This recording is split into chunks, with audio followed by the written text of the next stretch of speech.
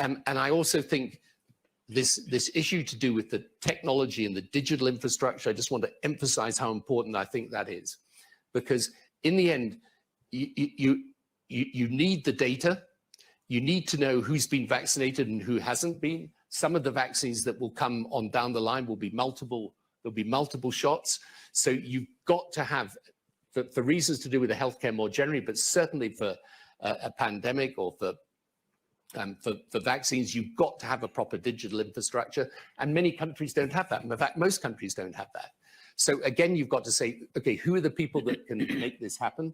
How do you get the right partnerships in place? So my view is, this is what I'm arguing with that should happen in the G20 particularly, I think, which is, I mean, G7 is an important forum, but the G20 is the broader forum, is you've got to work out what is it that you want to achieve in order to make sure that any future pandemic is properly handled, and what are the partnerships that you're going to create in order to ensure that the answers you get are the right answers. And then you're going to have the mechanisms of implementation.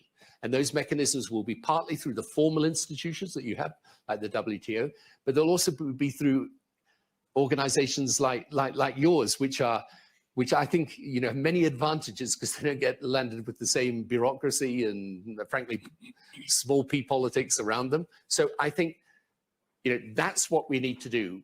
But if you want the politicians to focus on a plan, I promise you, it's got to be because they think in the next few years, not in the broad future, it's going to matter to them to have that plan.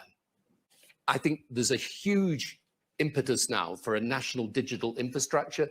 Digitization in healthcare is, I think, one of the great game changers. You know, we should be helping countries to develop a national digital infrastructure, which they will need with these new vaccines.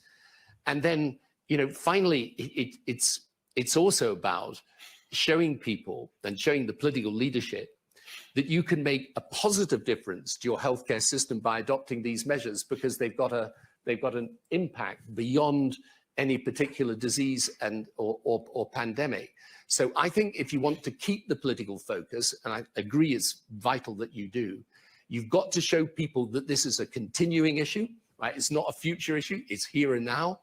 It's got a broad set of implications, and there are a set of solutions that COVID has taught us arising out of the challenges of COVID, to which, if we apply the right political will, we can make our healthcare systems better, not just for pandemic and disease, but more generally for the health of the population. If you do that, they'll think there are votes in it, and, you know, if there are votes in it, they'll focus. Believe me, most the people sitting in Downing Street at the moment are not talking about COVID, and at the G7 and the G20, I think you won't get the focus you need unless it's clear two things. One, that there is an ongoing challenge and opportunity, and I think that is not just about COVID, it's about the fact that we are going to have a whole slew of new vaccines, injectables, that are going to deal with some of the worst diseases in the world, that give us the opportunity to make big changes in the health of the world.